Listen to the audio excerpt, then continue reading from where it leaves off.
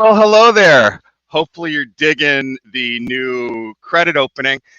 So anyway, I promise y'all again, these Facebook Lives, always tune in for recruiters got amazing tips and thoughts and stuff that I just won't do it justice if I type it up. So uh, a couple of lives ago, and if you're in my recruiter group, independent recruiters and staffing agencies group, if you go to topics, there's a Facebook Live tab where you can catch up on all the great Facebook Live streaming. On one of them, we talked about uh, negotiating prices, discounting prices, how to do it in COVID. And I had mentioned a couple of things about negotiation, and I said I'd get back to them later. Well, this is me getting back to it later. So there's a lot of you out there that are saying this is not the time to negotiate. We don't negotiate in COVID, or that's easy for you to say, but things are different in COVID. And you want to know what? They're not. They're not at all different. Now, I know right now you're saying, yeah, Neil, you're not really recruiting much anymore. You deal with a handful of clients that you've known forever. I'm not suggesting prices don't go down. I'm not suggesting that, or sometimes they go down, but I'm not suggesting that people aren't maybe more firm. What I'm suggesting is negotiation in the sense of what it's really supposed to be is more alive than ever. In fact, arguably more so. And really, the point that I want to get across in this quick video is that when you negotiate, when you're dealing with fees, you need to play the game of negotiations. You need to start up at a fee, even if you believe you're never going to get it, or a markup, even if you believe you're never going to get it, or a temp to perm conversion fee, even if you believe you're never going to get it. You need to start at that 30% number, or whatever it is. Those of you that are doing 10% numbers, I'm not going to judge, okay? Or you're doing 20%, whatever your number is, you need to start up at a higher number than what you're going to end up doing, because you need to play this game. You need to use this strategy so that in essence, when you're done, when you give in, you get back. There's something you can get in return. And that's the key. That's the message I want you to get here. You need to do this so that you can get something back in return. Now, that something back in return can be anything that will increase your chances of making the deal. So think about that. As recruiters, we're pretty lucky if you're smart about this. We have the ability to manipulate a lot of different areas that if we do that all the time, will increase our billings by X%.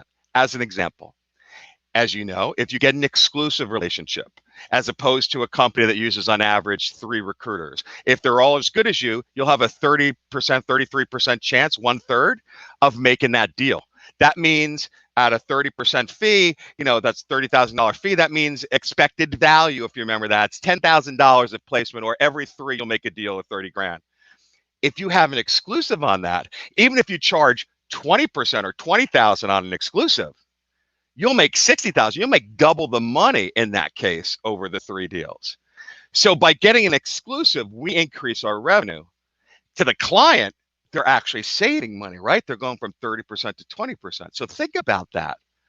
So that's just one example. So what I'm saying is anything that you can do that increases your odds of making a placement, you want to know what they are, and we'll go through a bunch of them, but I think you'll know what they are. And you need to ask for them, but you're only going to get them if you negotiate and you stick firm and then give in. And then in exchange for giving in, Mr. Client, here's all that I'm asking from you. Okay. And you can go in there from the get-go and say, all right, look, well, Neil, I do that all the time. I always ask for an exclusive. Yeah, but that's not, they're going to say no most of the time anyway. You know how many times you get the exclusive. But if you get them first and you're negotiating and you're starting at 30%, and they say, no, we're only going to do 20. And listen, let me tell you, it's COVID and our clients everyone's giving in to, okay, fine. Well, listen, here's why I can't do, here's why I'm charging everyone what I charge. Here's why it's worth it to you. Yada, yada, blah, blah, blah, blah, blah. Here's my sales pitch. Well, no, listen, we can't do it. Take it or leave it. No, I understand. I want to work with you. I've been doing this for blah, blah, blah, blah, blah, blah, blah, blah, blah. Here's what I have the value to, blah, blah, blah, blah, blah. No. All right. What if we did like 27%? What if I knocked 10% off the fee, which again, from my last video, that means 30 down to 27, right? Doesn't mean 30 down to 20. But no, all right. Well, and so you just go back and forth and they're like, look, Neil, we can't do anything. At that point, you can say, all right, I'll tell you what then. You haven't called anyone else who said, I'll do it with you under the condition or an exchange that we work on an exclusive together. And here's also the benefits to you. Or let's say the exclusives is an unbelievable one, but there's so many other things you can do that will get you this greater likelihood of making a deal, this greater percentage. So they can include, oh, I don't know, guaranteed sendouts. How hard is that? How at the end of the day, how hard is that for them to say, fine, if you're going to do all this work and you're going to do it for a lot cheaper, and again, remember, 30% down to 25%, right? Think about that. That's 5, 6, whatever that math is. That's a big discount. That's, it's 15, 60% discount. 25 down to 20 is a 20% discount, right? So it's big. So in exchange for that, big deal. See my best 3 people, 2 people. Why wouldn't they be willing to do that? Now you can ask them that up front. Again, they're going to say no because no one else is asking them, and why should they make you any different?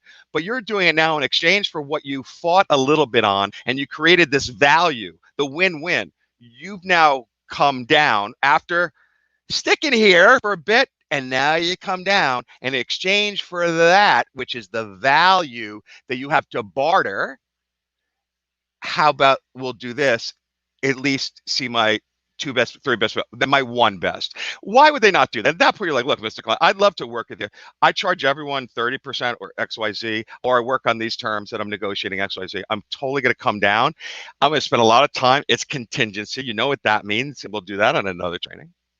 But at least you can see that, like, what's the skin off of your back? What's the skin off of their back to do that? And it's a commitment on both ends. And they will say yes most of the time when you do that. Most of the time, okay?